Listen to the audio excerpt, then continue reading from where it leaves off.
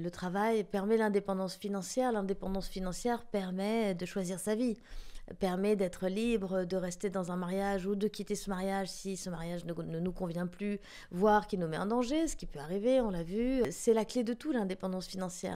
Attends, pause. C'est quoi le Crayon Média ? On est une équipe qui vous propose du contenu vidéo respectant 3 piliers, le débat, l'ouverture d'esprit et la pluralité des opinions. Notre but, faire réfléchir et permettre la libre circulation des idées. Bonne vidéo. Bonjour à tous, nous nous retrouvons aujourd'hui pour une autre interview influence avec Anne-Cécile Sarfati. Bonjour. Bonjour Anne-Cécile.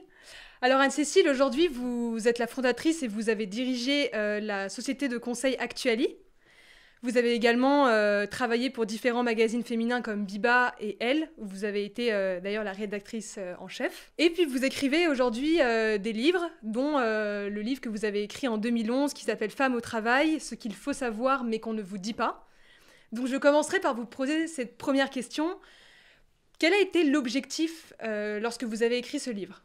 L'objectif, c'était de donner aux femmes des clés de la réussite en entreprise, qui sont des clés très différentes de récompense et de réussite que celles qu'on connaît pendant nos études secondaires et supérieures. C'est-à-dire que quand vous êtes étudiante ou quand vous êtes une élève, si vous êtes très bonne élève, très sérieuse et tout ça, vous êtes récompensée.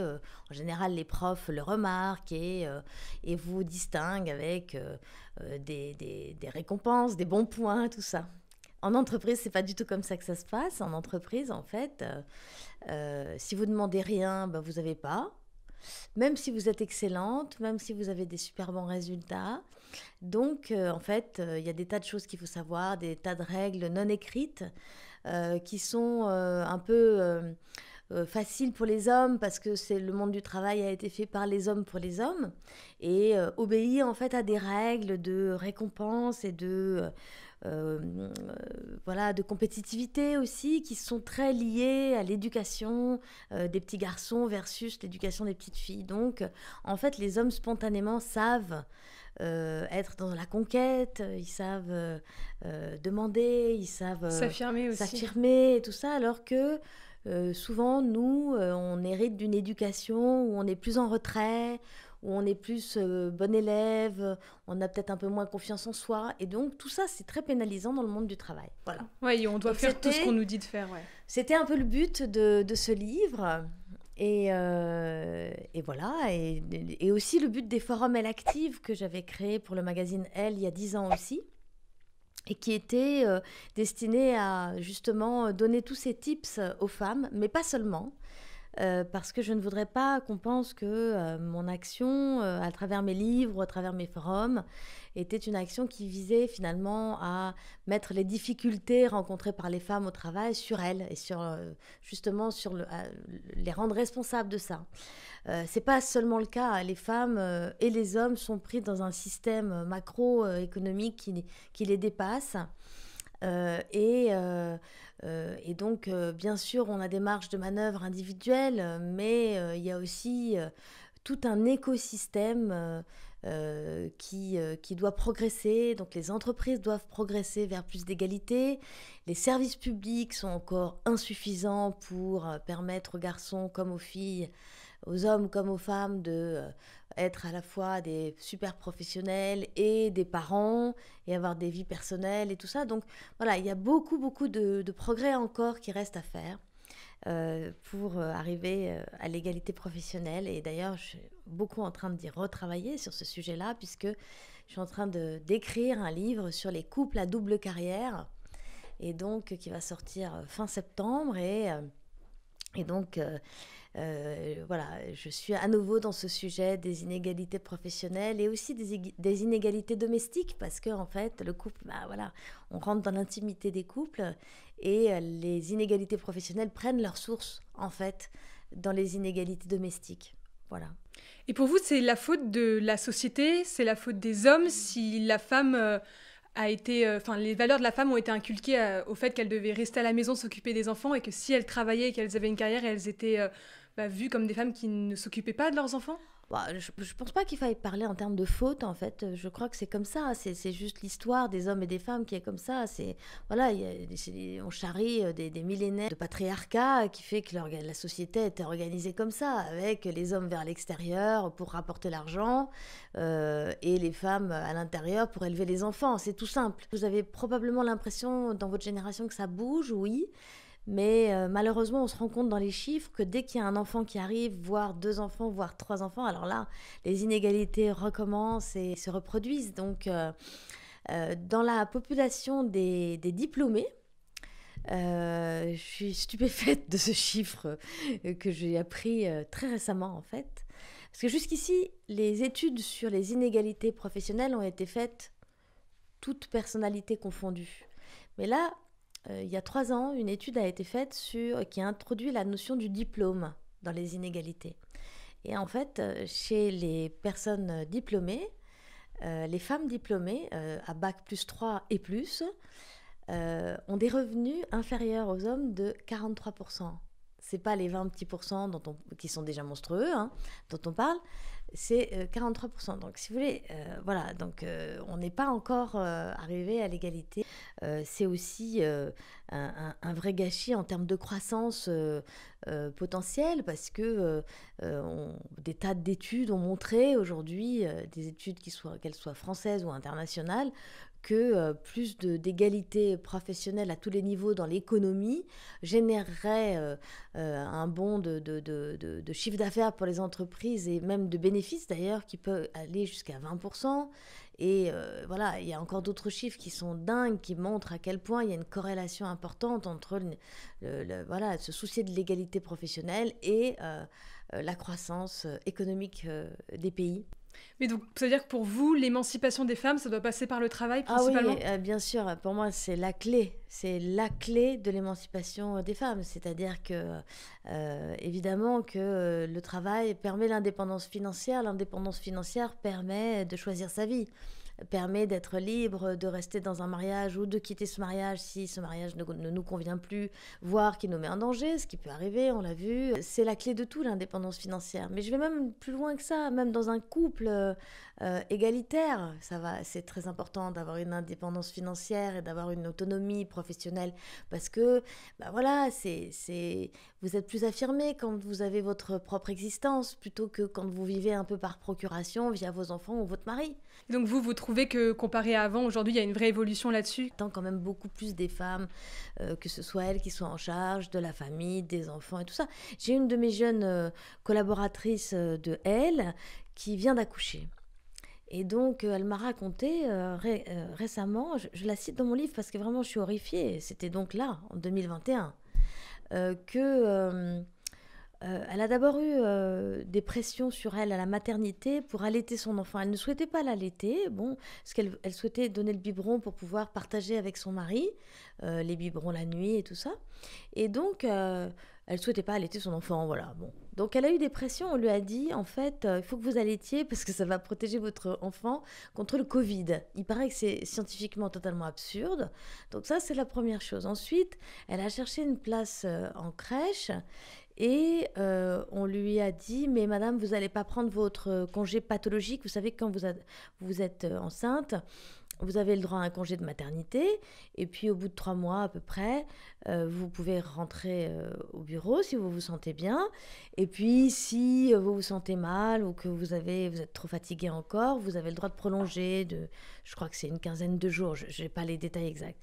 Elle se sentait bien, donc elle a décidé de retourner au bureau. Et donc, la directrice de crèche lui a dit « Mais il faut que vous preniez vos congés pathologiques, etc. etc. » Bon, c'est bizarre, quoi. Enfin, je veux dire, il y a un côté, si vous ne les prenez pas, vous n'êtes pas une bonne mère. Chez elle, vous vous êtes senti coupable de Non, pas du travailler ? tout. Pas du tout. Alors là, justement, chez elle, moi, j'ai trouvé que c'était génial d'avoir des enfants et de faire ma carrière à Elle. Parce que d'abord, avant d'être à Elle, j'étais avocate dans un cabinet de droit des affaires. J'ai ça comme formation au départ. Et c'était une formation que j'ai fait un peu par conformisme familial, parce qu'il y avait beaucoup d'avocats dans ma famille. Et donc, j'ai travaillé pendant 5 ans dans un gros cabinet d'avocats de droit des affaires, très à l'ancienne, où quand je partais à 19h, on me disait « Tu prends ton après-midi ?» C'était quand même très sexiste comme ambiance et tout ça. Dès que vous aviez un enfant, on vous regardait de travers, enfin que vous étiez enceinte, vraiment, voilà. Ça existe encore, hein. Il y a encore des cabinets qui se conduisent pas bien par rapport à la grossesse de leurs collaboratrices. Mais Et pourquoi? Parce que... vraiment par inadaptation à la société d'aujourd'hui. Donc non, il y a encore beaucoup de retard dans certaines professions, mais toutes les professions ne sont pas comme ça. Quand je suis arrivée à Elle, bon, entre-temps, j'ai fait voilà, ma reconversion professionnelle et tout ça, mais quand je suis arrivée à Elle, j'avais déjà 2 petits garçons. Et donc, j'ai été stupéfaite de la différence d'organisation du travail qui n'avait pas été pensée, mais le simple fait d'être dans une organisation du travail faite par les femmes pour les femmes générait une organisation qui aujourd'hui paraît assez classique finalement avec le télétravail et tout, mais à l'époque, c'était complètement révolutionnaire. Elles ne s'en rendaient pas compte, hein. Pas du tout, parce qu'elles avaient juste organisé leur travail comme ça, les femmes qui travaillaient à elles. Mais en fait, on n'avait pas de présentéisme, pas d'obligation de présence physique, sauf bien sûr à certaines réunions. Voilà. Vous pouviez rendre vos articles en les envoyant par fax à l'époque. Enfin bon, bref. Quand vous aviez un enfant malade, on vous disait mais qu'est-ce que tu fais là? Rentre à la maison, t'en occuper si t'as envie. Enfin voilà, bon. Donc c'était vraiment quelque chose de très surprenant pour moi. Elle voyait pas du tout la différence. Enfin, elle pensait que tout le monde travaillait comme elle en fait, mais pas du tout en fait. Et donc oui, j'ai beaucoup aimé travailler pendant que mes enfants étaient petits dans une organisation féminine, c'est vrai. Après, il faut pas surestimer non plus le côté travail entre femmes. Moi, je pense que ce qui est bien aussi, c'est la mixité. Parce que ça a aussi des inconvénients de travailler entre femmes. Justement, on manque un peu voilà, du regard des hommes. Voilà, il y avait quelques hommes, mais vraiment, ils étaient si rares que franchement, ils pesaient pas très lourd. Oui, mais après, comme c'est un magazine féminin en Oui, soi, oui, c'est moins peut-être, mais dérangeant. c'est vrai, vous avez raison. On vendait, entre guillemets, un produit pour les femmes, mais... Je doute que peu d'hommes comptaient l'acheter. Mais si, détrompez-vous, parce que un tiers des lectrices de Elle sont des lecteurs. Donc non, détrompez-vous. On avait beaucoup de lecteurs. Donc c'est pour dire que voilà, c'était un cas particulier d'être dans une organisation faite par des femmes pour des femmes. Justement, sur ce sujet, il y a encore aujourd'hui beaucoup de métiers comme la finance, le sport, où quand une femme a très bien débuté sa carrière, elle a des jobs... qui sont quand même d'un grand niveau pour leur âge, souvent on leur demande est-ce qu'elles comptent d'avoir des enfants, et si oui, comment elles vont faire? Est-ce que du coup elles vont devoir arrêter de travailler? Donc la question que j'aimerais vous poser, c'est est-ce que vous pensez que c'est mieux d'avoir des enfants plutôt très jeunes ou plutôt très tard, ou de l'avoir pendant, ça peut justement être un problème? En fait, vous pouvez pas planifier vos enfants comme un plan de carrière. Voilà. Donc, c'est une des questions que j'ai traitées dans mon livre sur être femme au travail, bien sûr. Et je me souviens d'une grande patronne française qui m'avait dit il faut avoir ses enfants soit très tôt, soit très tard. Alors, très tôt, c'était parce que vous n'êtes pas encore totalement indispensable dans l'organisation, donc vous êtes facilement remplaçable pendant les congés de maternité, etc. Et très tard, ça veut dire vous êtes justement suffisamment monté dans la hiérarchie, vous avez suffisamment de responsabilités, d'autonomie sur votre emploi du temps, Ouais, pour pas qu'on vous le reproche. Ouais. de moyens financiers aussi pour vous aider avec des gardes d'enfants et tout ça.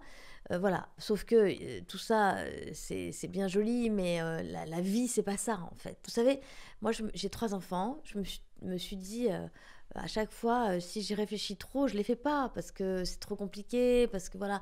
Et en fait, il faut les faire parce que c'est ce qu'on fait de mieux dans la vie quand même. Mais c'est vrai qu'il y a une période qui est compliquée dans la vie professionnelle, qui est entre 30 et 40 ans, puisque c'est la période où on vous demande tout. Où on vous demande la réussite professionnelle et aussi la réussite familiale, enfin la mise en place de votre famille. Donc les femmes sont un peu pénalisées là-dedans. Et alors moi, ce que je leur donne comme conseil, c'est pas moi qui le donne d'ailleurs, c'est une experte internationale du travail que j'aime beaucoup qui donne des super bons conseils, c'est qu'avec l'allongement de la durée de la vie, en fait, c'est pas parce que vous n'avez pas cartonné avant 40 ans que vous n'allez pas pouvoir le faire à partir de 40 ans. Vous faisiez partie des 40 femmes les plus inspirantes en France. Vous trouvez-vous inspirante ? C'est pas tellement à moi de dire ça en fait, parce que c'est un peu gênant, si vous voulez. Voilà, ce que je peux vous dire, c'est que j'ai été super fière et contente d'être dans cette sélection et que si je peux inspirer ou transmettre à des femmes plus jeunes le fait que c'est possible, en fait, de garder une ambition, de ne pas lâcher son ambition professionnelle, ni familiale, ni de couple, alors ce sera génial parce que voilà, je le crois sincèrement. Toute ma vie professionnelle est tournée vers ce message-là. Même si, alors, en essayant aussi de ne pas écraser et de pas cacher non plus les difficultés que j'ai pu rencontrer, les fragilités qu'on peut ressentir à certains moments. Voilà, l'idée n'est pas du tout de renvoyer un modèle de moi écrasant et inaccessible. Au contraire, je pense que ce qu'il faut montrer, en fait, pour aider les plus jeunes femmes, c'est qu'il y a des jours qui sont catastrophiques dans la vie. Il y a des jours où on se dit, mais c'est pas possible, je vais jamais y arriver. Il y en a un qui est malade, il y a cette grosse présentation à faire pour le travail. Mon mari, bien évidemment, n'est pas disponible parce que son métier est plus important que le mien. Enfin, bon, bref, des choses qu'on peut se dire là, qui sont pas forcément justes d'ailleurs, Oui, souvent, ouais. mais qu'on entend souvent, etc.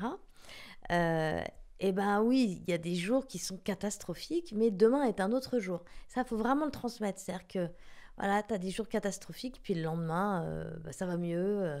Il y a une fenêtre qui s'ouvre, il y a une lumière au bout du tunnel, et voilà, et ça s'arrange. Et heureusement d'ailleurs que la vie est comme ça. Il faut faire attention, en fait. Nous, les femmes, on a un peu tendance, quand on est vraiment dans la galère, à généraliser tout. Les hommes sont plus... voilà, quand ils ont un échec, les hommes, en fait, souvent, ils le vivent comme un échec sportif. Donc, voilà, j'ai raté cette fois-ci, j'ai pas réussi, je recommencerai demain et ça ira mieux. C'est eux qui ont raison. Il faut vraiment qu'on fasse comme ça. Nous, on a parfois un peu tendance à dire « Oh là là, mais je suis une catastrophe internationale. Je suis nulle, etc., parce que j'ai raté un truc. » Bah non, en fait, la vie, c'est pas comme ça. Et pourquoi les femmes Bah pensent voilà, comme c'est ça toute l'éducation, c'est le manque de confiance en soi, c'est tout ça. Donc si on peut réussir à transmettre des choses sympas aux jeunes femmes en leur disant, bah voilà, oui, c'est possible, on peut y arriver, c'est pas toujours facile, mais c'est pas non plus toujours catastrophique. Et puis au final, on est quand même vachement content quand on a tenu le coup. Et ben c'est génial, moi je suis très contente. Ça, c'est sûr. Bon, j'ai 2 dernières questions qu'on pose toujours à tous nos invités. Qui aimeriez-vous voir pour une interview influence à votre place? Je vais vous mettre la barre très très haut. Très bien. Pas Michelle Obama? Bon, on ne sait jamais, hein, si un jour on aurait cette chance. Non, mais on peut aussi trouver des personnalités plus faciles d'accès. Il y a des tas de femmes qui font des choses formidables et qui gagnent à être reconnues, qui sont moins connues qu'une Michelle Obama.